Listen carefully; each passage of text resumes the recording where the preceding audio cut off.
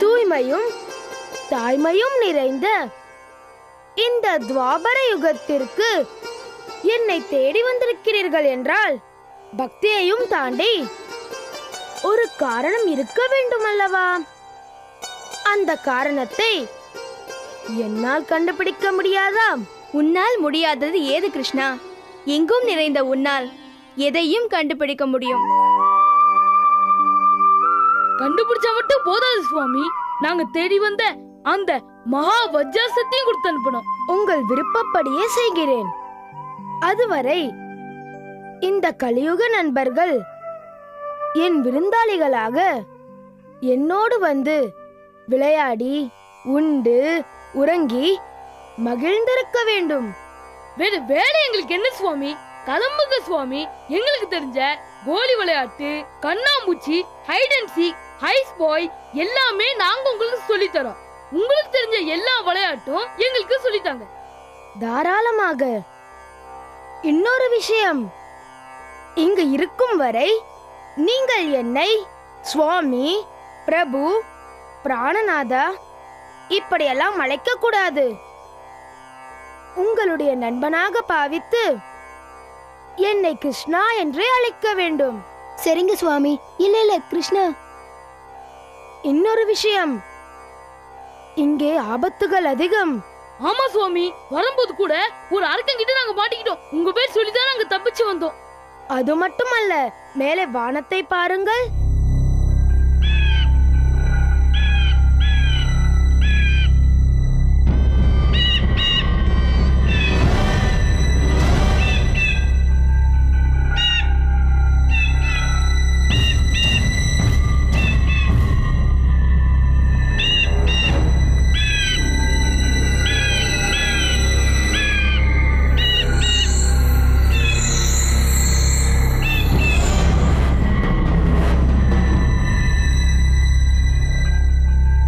அது தெரிகிறதா?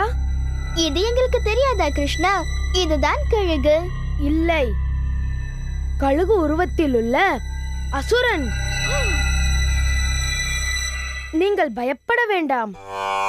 அது என்னை கவிழ்ந்து செல்ல தருணம் பார்த்து காத்திருக்கிறது. ஆனால் அது முடியாது. அவற்றையெல்லாம் அழித்துவிட வேண்டியதானே கிருஷ்ணா? எந்த உயிரையும் நினைத்தவுடன் அழிக்க முடியாது. அதற்கும் காலகட்டம், விதிமுறைகள் உண்டு. அதுவரை அவைகள் வாழ்ந்தே ஆக வேண்டும்.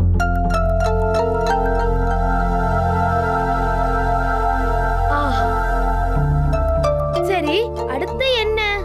அம்மாவை பார்க்க வேண்டும் கிருஷ்ணா. பெற்ற அம்மாவையா வளர்த்த அம்மாவையா? வளர்த்த அம்மாவா? பெற்றவள் தேவகி அம்மாள்.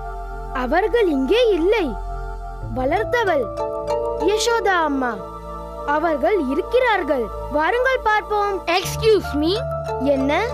இல்ல, எங்க 4 பேரோட பேரையும் உங்ககிட்ட சொல்லவே இல்லையே. அதான். அதனால் என்ன பாலு? என்னது பாலுவா? ஆமாம், நீ பாலு, இது கௌதம், அது கௌரி, இது சந்தியா. போதுமா? போகலாமா? போகலாம் கிருஷ்ணா. வாருங்கள்.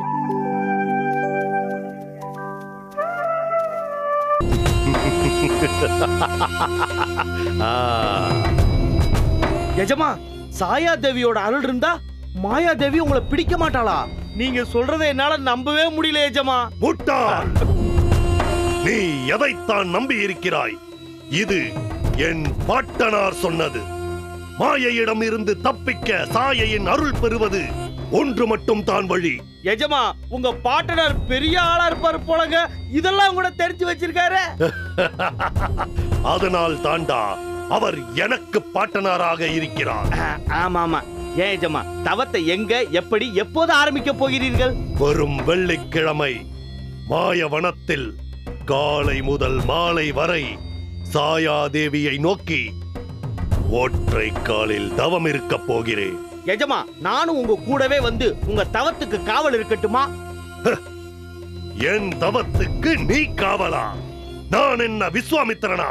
என் தவத்துக்கு காவல் இருக்க நீ என்ன ராமனா லக்ஷ்மணனா? முட்டாள்! என் தவத்தை நான் பார்த்துக் கொள்கிறேன். நீ இங்கேயே இருந்து அந்த 2 எச்சினிகளை பொறுப்பாக வேலை வாங்கிக் கொள். நான் வருகிறேன். உத்தரவு எஜமா.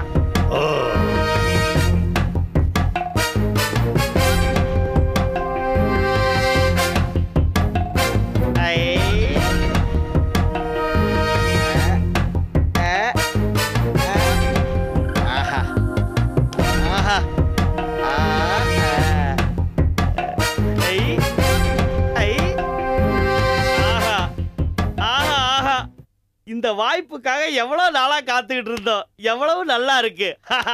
எஜமான் சேர்னா எஜமான் சேர் தான். எவ்வளவு அருமையா பந்தாவா இருக்கு. பந்தாவா மட்டுமா இருக்கு, கூடவே ஒரு தைரியமும் வருதே. இந்த நேரத்துல ஏ மூசா, இங்க வா. இப்பவே உன்னை என் காலால போட்டு மிதிக்கிறேன். வேணாம், மூசா வான்னு கூப்பிட்டா பந்தாலும் வந்துருவான். அவன் வந்துட்டான்னா என் நிலைமை அதோ கதிதான். வேணாப்பா, நமக்கு அடக்கமான எச்சினிகளையே கூப்பிட்டு மிரட்டுவோம். ஏ டங்கினி, ஏ டிங்கினி, உடனே இங்க வாங்க.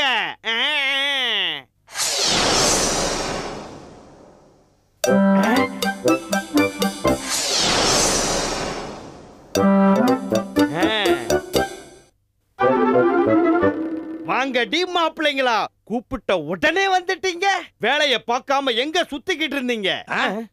நாங்க ஒன்னும் சும்மா சுத்தின்னு இல்லடி, அரிய வகை ரத்தம் உள்ள மனிதர்களை தான் தேடி சுற்றி கொண்டு இருக்கிறோம். கிழிச்சிங்க. இது வரைக்கும் எத்தனை பேத்துக்கு ஊசி போட்டு சாதனை பண்ணீங்க? நீ பேசாத, எனக்கே விசுவாசி போட்டவன் தானே நீ. ஆமா, உன்னை யார் இந்த சேர்ல உட்கார சொன்னது? முதல்ல எந்திருக்கிறேன் இல்லையா? ஏ டங்கினி, என்னையவே கேள்வி கேட்கிற, மிரட்டுற. நான் உனக்கு முன்னால் படைக்கப்பட்டவன், சீனியர். காலி பண்ணிருவேன், காலி. யோ, சும்மா மிரட்டாத. எங்க சக்தி உன் சக்தியை விட அதிகம், பாக்குறியா? நமக்குள்ள இருக்கு இந்த பல பரிச்சையெல்லாம். அப்படி வா வழிக்கு. ஆமா, எஜமா எங்க? எஜமா சாயாதேவிட்ட வர வாங்குறதுக்காக போயிருக்கார்.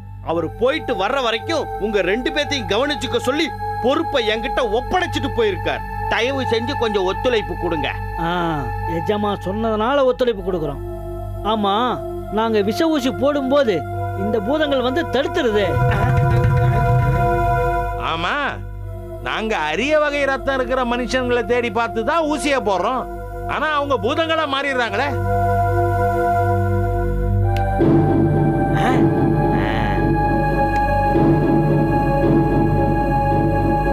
அத முறியடிக்க என்கிட்ட ஒரு வழி இருக்கு. என்ன வழி? முன்னாடி ஒரு தடவை பூதங்களை கண்டுபிடிக்கிறதுக்காக எஜமா என்கிட்ட ஒரு பூத கண்ணாடி கொடுத்தாரு. அது இன்னமும் என்கிட்ட தான் இருக்கு. அதை வச்சு பார்த்து மனிதர்களா பூதங்களாங்கிறத கண்டுபிடிச்சு அதுக்கப்புறம் விஷ ஊசியை போட்டுடலாம். ஆஹா, அற்புதமான யோசனை. அப்படியே செய்வோம். பின் எதற்கு தாமதம்? கிளம்புங்கள். பூத சக்தியை முறியடித்து நாம் வெற்றி பெறுவோம். கிளம்புவோம். சரி.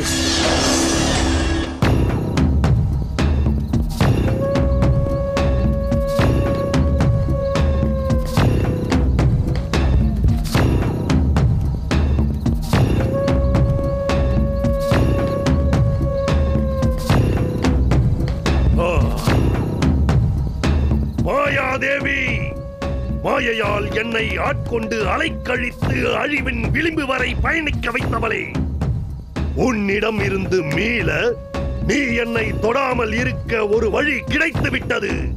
உனது சக்களத்தி சாயாதேவியை வணங்கி தவம் இருந்து மனதை குளிர வைத்து வரம் பெறப் போகிறேன். நீ மூசாவை விட்டு நீங்காதிருக்கும்படி செய்ய போகிறேன். முடிந்தால் அப்பொழுது என்னை தொட்டுப்பார். உன்னை தொலைத்து விடுவாள் உன்னுடைய சகோதரி.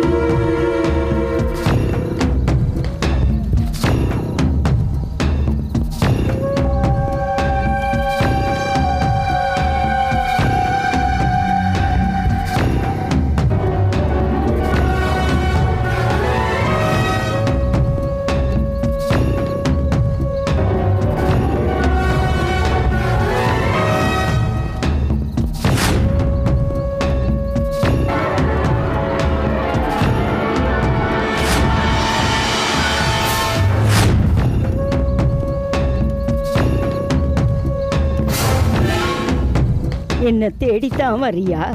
பாப்பா வா.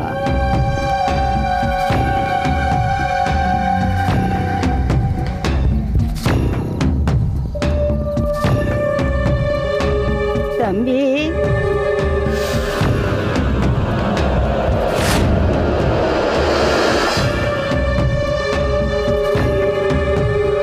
என்ன? யார தேடிப்பா இவ்வளவு வேகமா காட்டுக்குள்ள போய்கிட்டு இருக்க? அவசியம் சொல்லணுமா?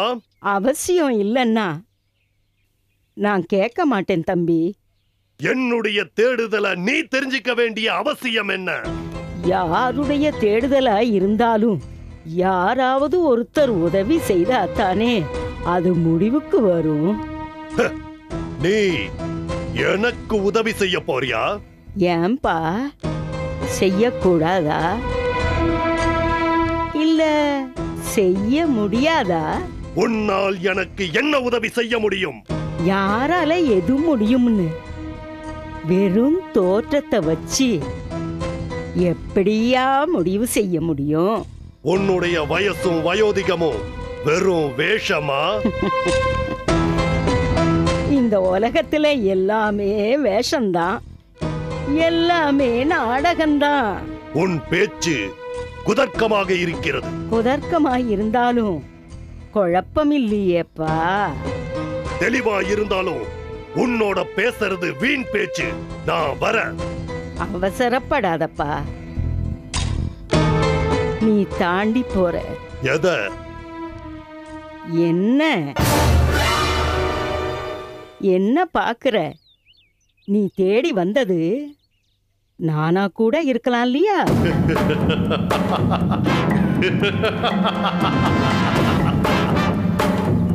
இதுவரைக்கும் உனக்கு மாயை பிடிச்சிருக்கிறது எனக்கு தெரியாம போச்சு. எனக்கு மாயை பிடிக்காதுப்பா. ஆமா ஆமா, எந்த மனநோயாளி தான் தன்னை மனநோயாளின்னு ஒத்துக்குது? ஓடி கிழவி.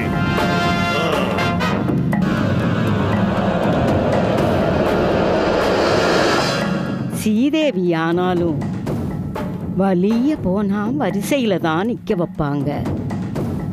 எல்லாம்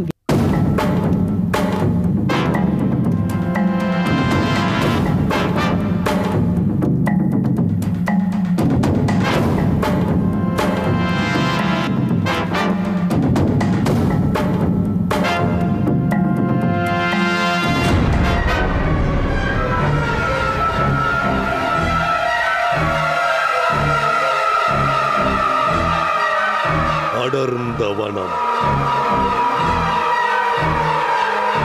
இதுதான் நாம் சாயாதேவியை நோக்கி தவம் இருக்க போகும் தபோவனம்.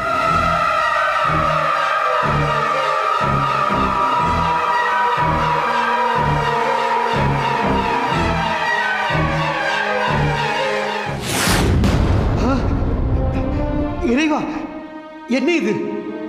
தர்மத்தின் கழுத்தை நோக்கி அதர்மத்தின் கை நீளுகிறதே. அரக்க நசீம் சாயாதேவியை நோக்கி தவத்தை ஆரம்பித்து விட்டானே.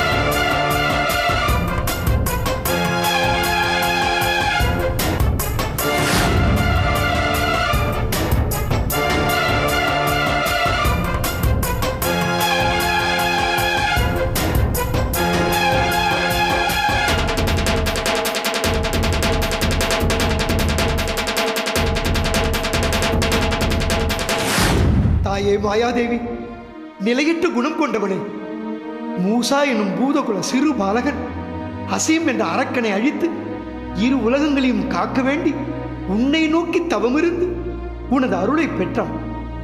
ஆனால் உனது வழக்கமான நிபந்தனையால் அவனே தற்போது உன்னால் பீடிக்கப்பட்டு அல்லல் படுகிறான்.